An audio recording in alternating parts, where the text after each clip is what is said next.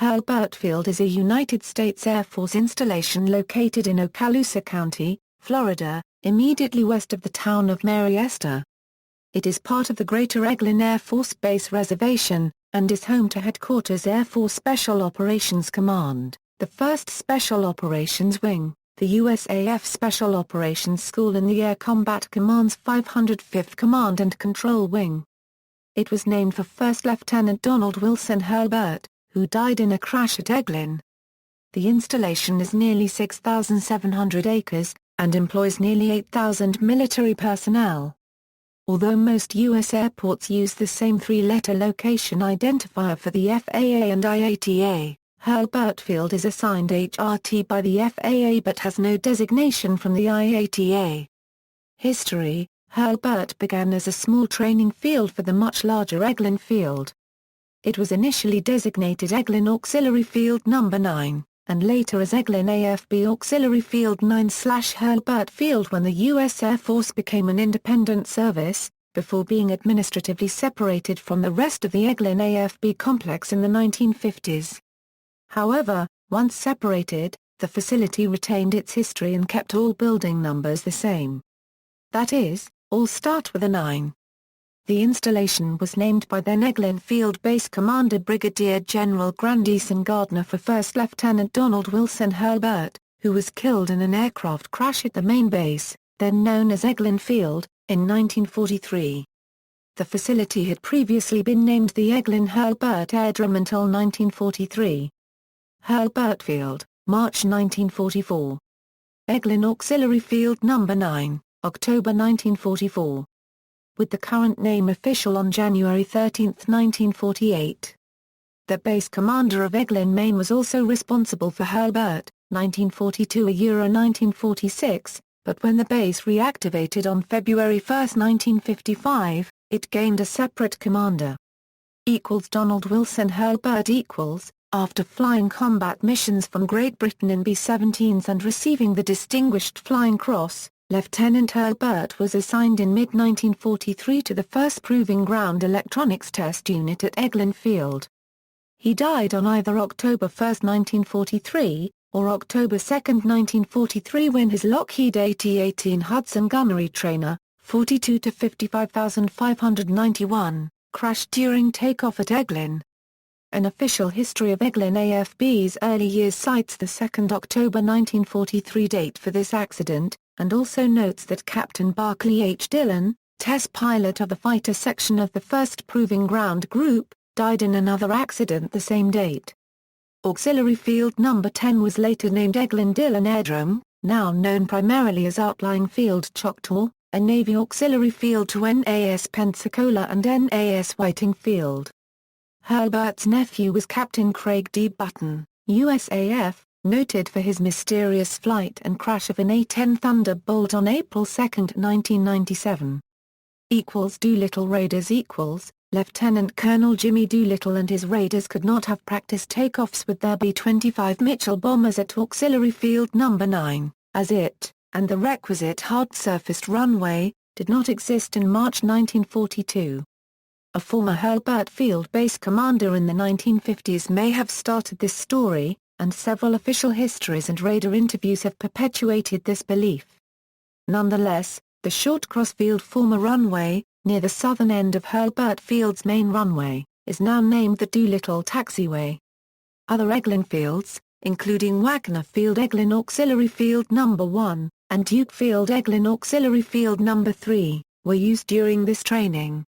For the 2008 gathering of Doolittle mission survivors, 6 crew were present for recognition in Fort Walton Beach, Florida, culminating in a reenactment of the training sessions by 3 civilian-owned B-25 Mitchells at Duke Field on May 31. Navy personnel from NAS Pensacola, as flight deck shirt crew, represented that service's contribution to the Tokyo mission. Drones and missiles Gulf-facing launch sites for drones beginning with Republic 4 JB-2 Loons, American copies of the V-1 Buzz bombs, were operated on Santa Rosa Island, from Site 15, directly south of Field 9 from the fall of 1944 in anticipation of Operation Olympic against Japan from captured Pacific Island bases. the atomic missions put paid to this operation. This launch site is now on the National Register of Historic Places. The 4751st Air Defense Wing was organized at Hurlburt on October 1, 1957. It was redesignated the 4751st Air Defense Missile Wing on January 15, 1958 and discontinued on July 1, 1962 when Tactical Air Command took over the field. Its subordinate 4751st Air Defense Missile Squadron continued operations as a tenant until November 30, 1979. It operated IM-99/CIM-10 Bomark surface-to-air missiles from this site. On August 18, 1960, a Bomark missile from the Santa Rosa launch facility made a direct hit on its target, a QB-47E drone of the 3205th Drone Group, marking the first shoot-down of a multi-jet medium bomber by a surface-to-air missile. The 6555th Guided Missile Wing operated CGM-13/TGM-13 Mace cruise missiles from the island. On January 5, 1967 an international incident was narrowly avoided when a TGM-13 Mace, launched from Santa Rosa Island, which was supposed to circle over the Gulf on a racetrack course for shoot-down by a pair of Eglin F-4 Phantoms, instead, headed south for Cuba. A third F-4 overtook the drone, firing 2 test AAMs with no effect, and damaged it with cannon fire, but the unarmed Mace actually overflew the western tip of Cuba before crashing in open water some 100 miles further south. The final Mace launches from Hurlburt Site of 15 took place in June 1974. Other launches in the 1960s included 6 high-altitude releases of vaporized barium from 2-stage Nike Iroquois-sounding rockets in January 1967 to measure wind speeds and directions in the upper atmosphere, conducted under the auspices of the Air Force Cambridge Research Laboratories in conjunction with the Space Systems branch of the Aircraft and Missile Test Division, Air Proving Ground Center, Eglin AFB. Tactical bombardment Hurlburt Field fell into disrepair following World War II, but was reactivated in 1955. The 17th Bombardment Wing was reactivated on April 1, 1955 and assigned to the 9th Air Force, with the 34th, 37th, and 95th Bomb Squadrons assigned under the 17th Bomb Group. Officers and airmen of the 17th crossed the Pacific in 3 echelons. Some flew their B-26s, SIG from Mio Air Base, Japan, to Florida. The main body made the trip on the troop ship General Gaffney, while another group, comprising airmen from other 5th Air Force units, arrived in San Francisco in early April 1955, aboard the pocket aircraft carrier, the Cape Esperance. The 17th Bomb Wing was stationed at Eglin AFB, Florida, operating from Hurlburt Field, where it was programmed to receive the Martin B-57 Canberra, the replacement for the B-26 Invader. However, the B-57 proved to be troublesome and unreliable and only 3 or 4 were ever delivered to Hurlburt. On October 1, 1955, Hurlburt was redesignated the 17th Bombardment Wing, Tactical, and received B-66 aircraft in early 1956. The first jet aircraft to land at Hurlburt was a Lockheed T-33 Shooting Star which arrived from 9th Air Force Headquarters, Shaw AFB, South Carolina, on July 28, 1955, piloted by Major J. H. Morrow and Major L. F. Collins. Pilots of the 17th Bomb Wing will in the near future be flying T-33s, SIG for instrument and transitional training to prepare for the new B-66 bomber which is slated for delivery to the wing. The first B-66 arrived at Hurlburt on March 16, 1956, after a flight from Norton AFB, California, piloted by 17th Bomb Wing Commander Colonel Howard F. Bronson, with Colonel Norton W. Sanders, commanding officer of the 17th Bomb Group, as observer. The 17th Bomb Wing was equipped with the Douglas B-66B destroyer, and operated the jet light bomber at Hurlburt from 1956 until 1958. Then the wing was moved to a base in England. The 17th was inactivated on June 25, 1958 due to budgetary cutbacks. With the reactivation of Hurlburt, housing was at a premium, and Lieutenant Colonel Robert S. Kramer, Assistant Army District Engineer at Mobile, Alabama, announced on April 5, 1956, that a contract had been awarded in the amount of $3,315,143.34 to the Machnoff Construction Company of Georgia, Atlanta, Georgia, for the construction of 151 buildings of concrete block with brick facing. Residences will be single and duplex quarters with 2, 3, and 4 bedrooms. Construction began on the first 48 buildings in mid-April, with initial completion expected by February 1957. Special Operations On April 14, 1961, the Air Force Tactical Air Command activated the 4,400th Combat Crew Training Squadron at Hurlburt, to fly operations against guerrillas either as an overt Air Force operation or in an undefined covert capacity. Known by its nickname Jungle Jim, the unit was commanded by Colonel Benjamin H. King. The squadron was authorized 16 C-47s, 8 B-26s and 8 T-28 Trojans, plus the same number of aircraft in temporary storage. The T-28s were armed with .50 caliber MG, 2.75-inch rockets and a small quantity of bombs. These specialists flew missions in Africa, Southeast Asia, Central America and other places throughout the world. In early 1962, plans for the never-executed Operation Northwoods called for decoy aircraft to land at this base.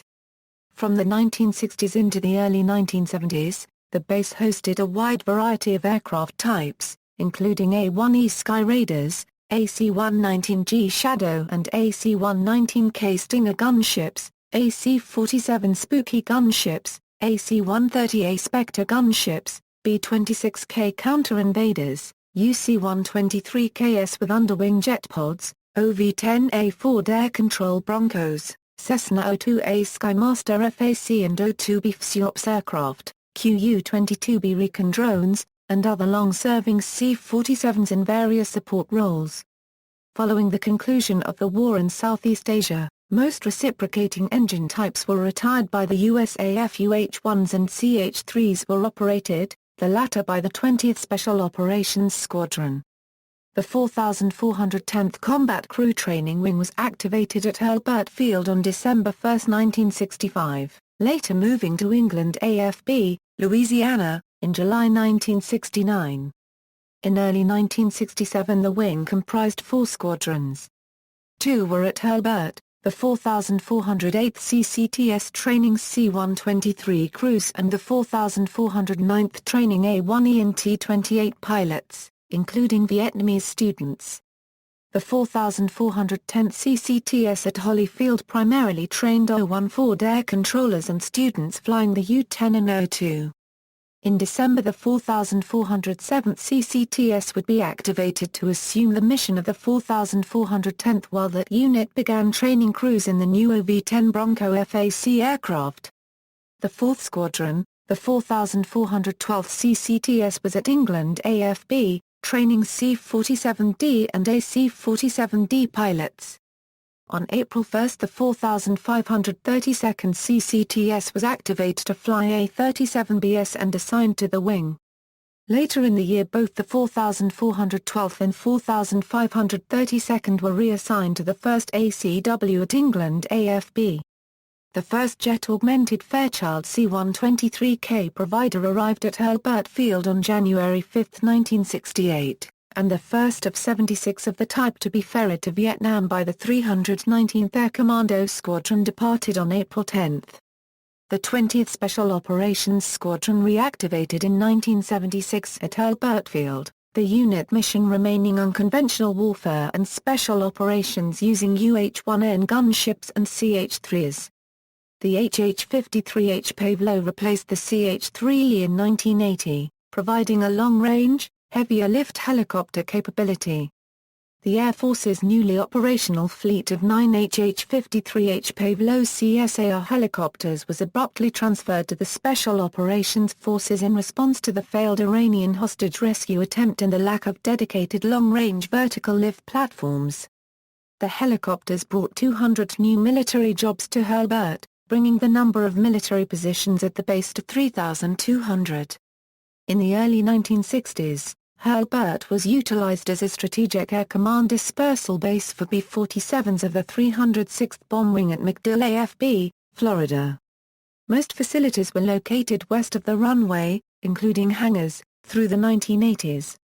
With the growth and importance of special operation capabilities, Lockheed AC-130 Spectre Spooky gunship and MC-130 Combat Talon combat spear operations have remained on the western flight line, while additional hangars and ramps have been constructed northeast of the intersection of the main runway and the Doolittle runway. These newer facilities are home to CV-22 Osprey operations of the 413th Flight Test Squadron of the 46th Test Wing, and the recently retired MH-53J Pavlo 3 and MH-53M Pavlo 4 helicopter. The Air Force Special Operations Command continues to fly sensitive operations missions from Hurlburt Field worldwide.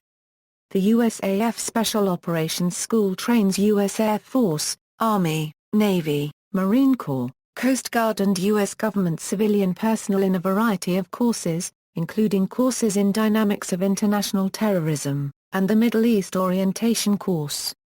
The Joint Special Operations University was previously located at Hurlburt Field until its relocation to MacDill AFB in 2011. JSOU's lecturers include specialists from all branches of the U.S. military, the U.S. Department of State, Central Intelligence Agency, civilian universities, and non-governmental organizations.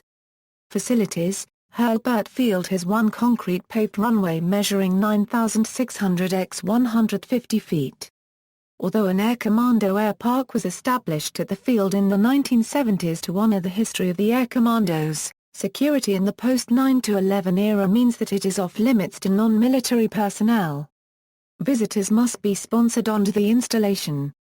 A grade-separated intersection at the main gate with a flyover on US 98 is slated to be completed in the summer of 2015, greatly relieving a long-time traffic bottleneck. In popular culture, the Transformers 3 movie, in production in September 2010, and featuring the CV-22 Osprey and AC-130U Spooky, was filmed in part at Hurlburt Field. A number of Hurlburt airmen were used as extras in the film. The NBA Miami Heat ran a week-long preseason training camp at the Ada Holt Fitness Center on Hurlburt Field, September 28, 2010. See also: Florida World War II Army Airfields. References. This article incorporates public domain material from websites or documents of the Air Force Historical Research Agency. Cornett, Lloyd H. Johnson, Mildred W. A Handbook of Aerospace Defense Organization, 1946–1980.